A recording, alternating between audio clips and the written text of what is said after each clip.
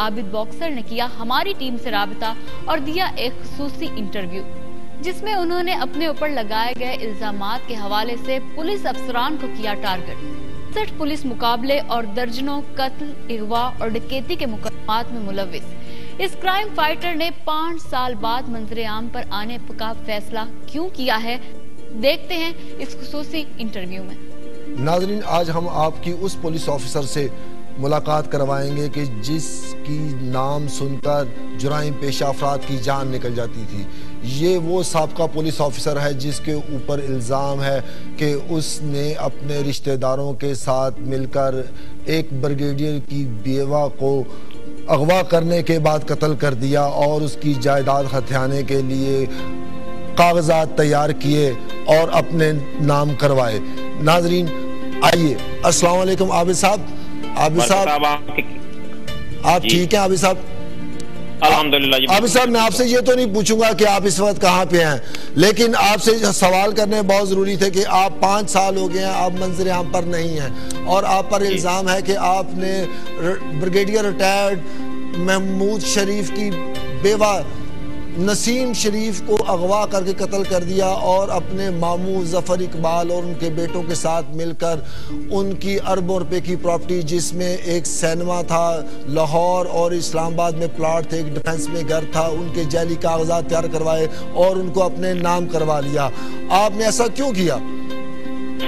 बरकत साहब, कुछ जुराइम ऐसे होते हैं जिनमें ना शहादत की जरूरत होती है ना किसी की गवाही की। ठीक है, 420 एक ऐसा जुर्म है जिसमें जुर्म खुद बोलता है। ठीक है, अगर कोई भी पाकिस्तान की हिस्ट्री में या पाकिस्तान में मैंने कोई भी प्रॉपर्टी अपने नाम करवाई है, मैंने कोई कागज भी जाली तैयार करवाया है, तो जितने पर्चे मेरे पे दर्ज है मुझे इन तमाम में गुनाहगार तस्वर किया जाए।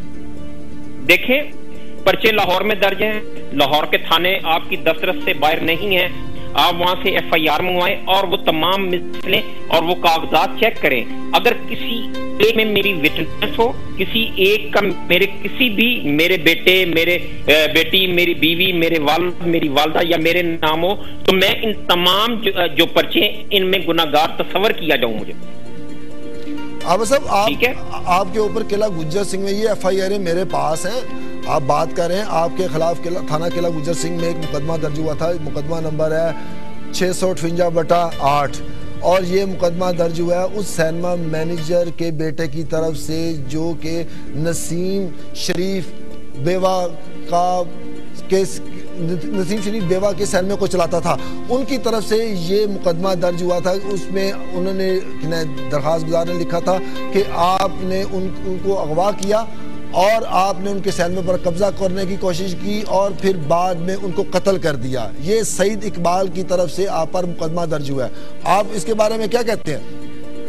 सईद इकबाल ना तो दरखास्त देने का मजाज था, ना उसकी कोई हैसियत थी कानूनी। ये असल में जावेद रंधावा एक मैनेजर था इस सिनेमा में, ठीक है, जो कि सिनेमा को काफी अरसा से छोड़ के चला गया था और उसके चले जाने के बाद ये हस्बे ज़ाब्ता इसकी डिग्री हुई अदालत से और डिग्री होने के बाद उसी की दी गई दरख्वास्त से, जावेद रंधावा की ही दी गई दरख्वास्त से SHO किला गुज्जर सिंह अशरफ चदर ने इसकी तहकीक की, DSP ने की, SP कैंट ने की, SSP लाहौर ने की और ये तमाम तफ्तीशें और इंक्वायरियां उन्होंने फाइनल करके इसको दाखिल दफ्तर कर दिया। और एक और आपको एक बात बता दूं, ये जावेद रंधावा की कोई वैल्यू नहीं थी। जावेद रंधावा को पीछे से एक SP जिसका नाम उमर विर्क है वो चला रहा था। उमर विर्क सईद रंधावा और जावेद रंधावा का पार्टनर था, जिससे तंग आकर मामू को, जब ये पर्चा हुआ उससे 1 साल पहले, मामू के कत्ल होने से 1 साल पहले मामू ने इस पे रिट कर दी जावेद रंधावा पर और उमर विर्क पर, और नसीम शरीफ ने भी उमर विर्क और जावेद रंधावा पर रिट कर दी और उसमें ये मौक़िफ़ अख्तियार किया कि जावेद रंधावा और उमर विर्क मेरी जायदाद हथियाने के लिए मुझे तंग कर रहे हैं, जिस पर अदालत ने इनको हुक्म दिया कि आप इनके प्रॉपर्टी के मामला से दूर रहें। वो कागजात भी मेरे वकील के पास हैं जो मैं आपको भिजवा रहा हूँ, ठीक हो गया। उसके बाद तमाम इंक्वायरी हमारे हक में हो गई।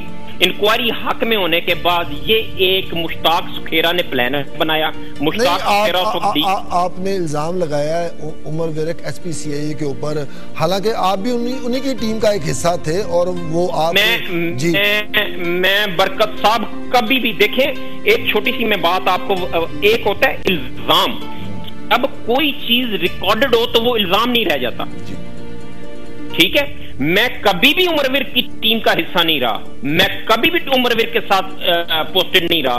मैंने हमेशा अपना अलग काम किया है, मैंने हमेशा अलग FHO रह के अच्छे काम किए। यही एक बेस थी कि उमर विरक ने एक पूरी lobby, Umar Virk and company, Tunda and company मेरे खिलाफ थी, जो कि मुख्तलिफ औकात में, ये देखें, ये इसका पीछे एक बैकग्राउंड है। बैकग्राउंड क्या है कि ये 25 साल से उमर विरक साहब पंजाब लाहौर में है, ठीक है। ये प्रोपेगेंडा के क्राइम फाइटर हैं, वो अच्छे SP हैं, वो काम कर रहे हैं, तो उन्हें लाहौर में रहना चाहिए। इसमें आपका कहना बेमानी सा है। बरकत साहब, एक मुझे आप बात बताएं, आप ये रिपोर्टिंग कब से कर रहे हैं? मुझे भी आपको 20-25 साल हो गए होंगे जी, तकरीबन कम, इससे भी कम है तकरीबन। तो पंजाब में एक ही क्राइम फाइटर है, क्या आप पंजाब में कोई दूसरी मिसाल भी मुझे दे सकते हैं उमर विरक के अलावा, जो 25 साल से एक ही जगह रहा हो? नहीं, देखें, जो अच्छा काम करने वाला है वो लाहौर के म्यार को समझते हैं, उसका वजाहत ले लें बरकत साहब, वजाहत ले लें। आज आप मेरी ये तमाम गुफ्तगू काइंडली चलाइएगा। अगर आप लाहौर से सिर्फ उमर विरक को तब्दील कर दें, लाहौर का क्राइम आधा खत्म हो जाएगा। देखें, उमर विरक 5 साल से तकरीबन SPCIA है, ठीक है। 2 दफा ये ट्रांसफर हुआ, दोनों दफा बीमार हो गया। एक बार ये राजनपुर कालबन हुआ और एक बार लिया में ट्रांसफर हुआ। दोनों दफा इसने मेडिकल दे दिया। क्या इसका लाहौर के बाहर दिल नहीं लगता? अब सब ठीक है, चले मेरा ये मौकफ देखें, मुझे अपना मौकफ देने का अख्तियार या हक तो है ना। जी, नहीं, आप बात करें, लेकिन आप बात यह है कि आप सिर्फ उमर विरक साहब को टारगेट कर रहे हैं। मैं ना, इसकी वजाहत ले लें। ये तमाम पर्चे देखें, मेरा अगर पर्चा हो टीपू ट्रका वाला का, तो उसकी तफ्तीश उमर विरक करे, ठीक है। जुल्फकार अमान वाला इशू बनाया, सारा इशू इसने बनाया जुल्फकार अमान का, उसके तमाम मुल्ज़मान ये पकड़ रहा है, ठीक है, उसकी तफ्तीश भी मेरी ये कर रहा है। उसके बाद जो और तमाम मामलात है, क्या पाकिस्तान पंजाब में ये एक SP रह गया है जिसने सिर्फ मेरी तफ्तीश करनी है?